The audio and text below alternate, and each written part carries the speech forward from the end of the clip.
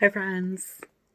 Sorry I did not read yesterday. I was working in our kitchen and got sidetracked. So I missed today.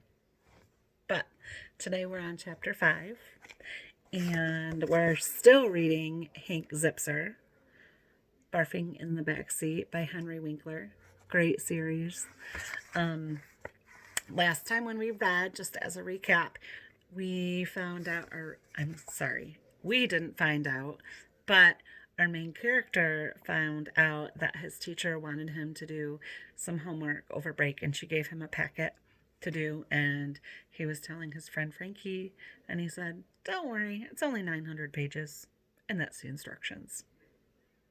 So, chapter 5. I'm going to get comfortable. Ready? When I got home from school, I went into my bedroom and I noticed that my mom had laid out our stacks of clothes on my bed so I could choose what to take on the trip.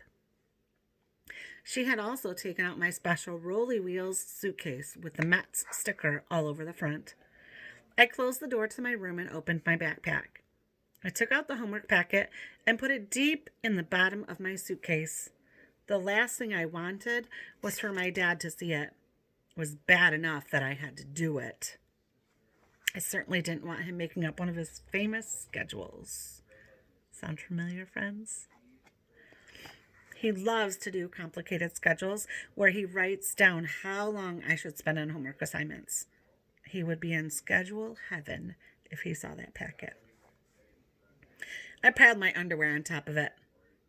Okay, homework packet. Yes, I'm talking to you.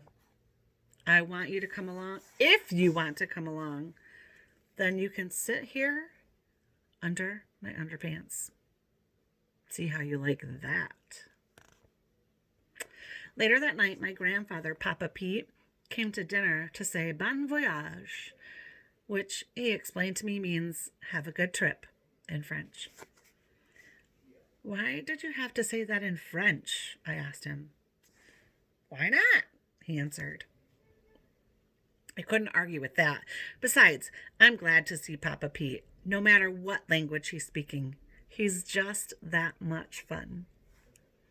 Frankie came for dinner too, so my dad could go over the rules of the trip.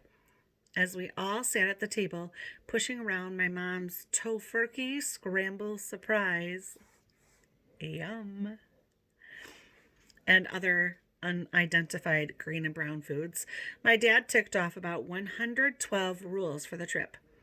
The one thing they had in common was that they all started with the word no. No fighting in the car, he said. No tickling in the car. No asking, when are we going to get there? No whining. No loud music. No trying to recite the alphabet while burping. No passing gas unless it's a matter of life and death. You know, Stan, Papa Pete said, trying to get my dad to change the subject, I'd like to tell the youngsters a little story.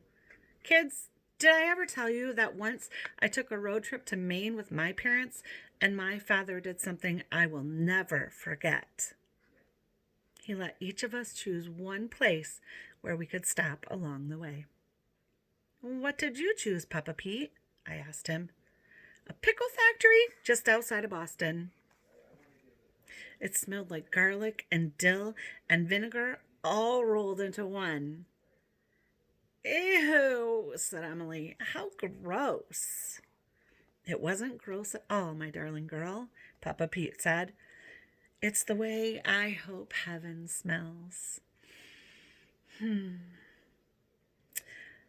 Papa Pete and I both love pickles, especially the really sour ones with lots of garlic. We have a pickle snack when we're discussing important subjects. I think we should give Dad's idea a whirl, Stanley, my mom said. Each of us could pick one place to stop along the way. Maybe there's a bookstore that specializes in dictionaries, my dad said, taking Papa Pete's good idea and making it horrible. Or an organic vegetable farm from where we could taste all the young broccoli and Brussels sprouts, Mom chimed in. Or an iguana farm where Catherine could visit her relatives, Emily added. I looked over to Papa Pete for help. What kind of family did I have anyway? Did anyone in the Zipzer clan know the meaning of fun?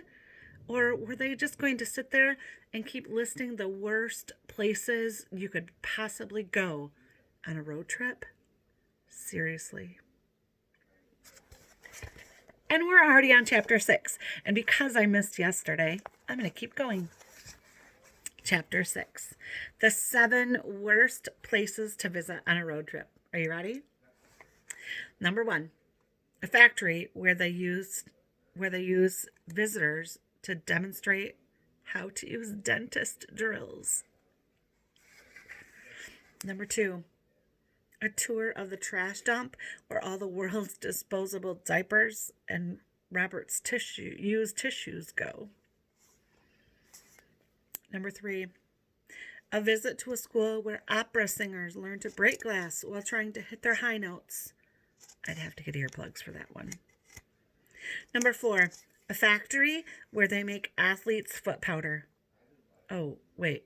Maybe that's a good thing because my feet are pretty sweaty in those 5 pairs of socks.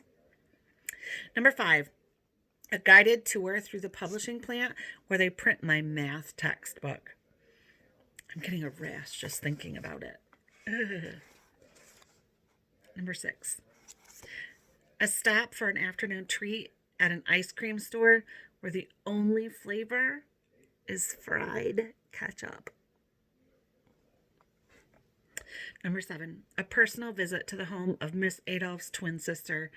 I don't know if she has one, but I can't even imagine it because the thought of 2 Miss Adolphs will do damage to my brain.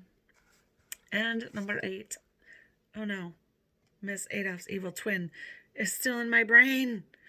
How do I get her out? What if she stays there the rest of my life? I've got to stop this list right now and go wash my brain out with soap. Hey, how do I get this soap in there? Maybe through my nose? That was the end of that chapter 2. Have a great night, friends. I'll see you tomorrow.